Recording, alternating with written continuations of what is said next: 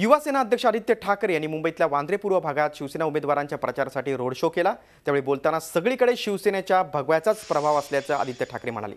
तर प्रत्येक वेळी स्वकीयांना शिवसेना विरोधात उभं राहण्याची हुक्की येते आणि ते स्वतःच तोंडावर आपटतात असा टोला आदित्य ठाकरेंनी यावेळी लगावला।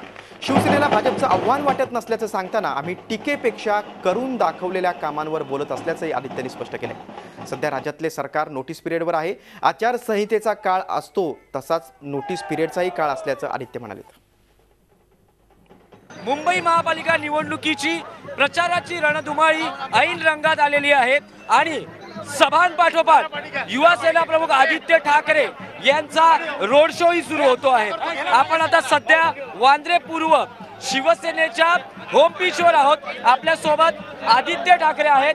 आदित्य, काय माहोल आहे मुंबई महापालिका निवडणुकीच्या प्रचाराचा?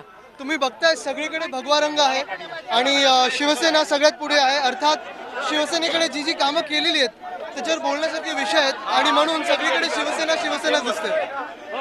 पण शिवसेनेची निवडणुकीतली लढाई ही प्रत्येक वेळी स्वकीयांबरोबरच असते असा आतापर्यंतचा अनुभव आहे। यावेळेस भाजप बरोबर लढाई आहे। बघा, कधी कधी काय होतं, कोणाला तरी मूड येतो की चला शिवसेनेसमोर उभं राहूया आणि तोंडावर आपटूया, हे होत असतं। पण शिवसेनेसमोर कोणी विरोधक नसतात। आमचे विरोधक हे मुंबईला भेडसावणारे विषय आहेत आणि ते आम्ही प्रत्येक वेळी सोडवत जातो।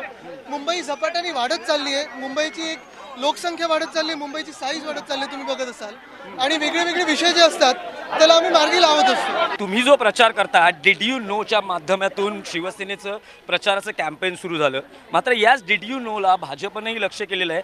जाहीर सभांमधून मुख्यमंत्री असतील किंवा त्यांचे नेते असतील ते रोज मुंबई महापालिकेतल्या कारभारावर बोट ठेवतात, विशेषतः भ्रष्टाचाराचे आरोप करत आहेत। नक्कीच मला आनंद त्यांनी तो कॅम्पेन एवढं महत्त्वाचं म्हणून घेतलेलं आहे, कारण मला वाटतं डिड यू नोच्या मार्गातून आणि द्वारे जे त्यांनी वाचलेलं असेल मुंबईबद्दल, ह्या लोकांना काही प्रेम नाही मुंबईबद्दल। पदं मिळालीत म्हणून मुंबईत येतात, मुंबईत काहीतरी करायचं म्हणून मेट्रोसारखं काहीतरी भलतंच करतात। तिथे कफ परेडला काल झाडं कापण्यावर हायकोर्टने ताशारे मारलेत की 5000 झाडं तुम्ही मुंबईत कापताय, नक्की काय का कापताय तुम्ही? किंवा आरेमध्ये आजच पुन्हा आले पेपरमध्ये की अजून 6 एकर घेणार, 80 एकर बिल्डरांच्या घशात घालणार। ह्या सगळ्या गोष्टी मुंबईत हे लोक करतायत। पण ज्यांनी आमच्यावर टीका केली आहे किंवा जे आता महापालिकेबद्दल वाचायला लागलेत मंत्री वगैरे, मला वाटतं त्यांचं मुंबईबद्दल ज्ञान थोडं तरी वाढेल। व्हिडिओ जर्नलिस्ट संदेश बाईकरसह दिनेश दुखंडे, झी मीडिया, मुंबई।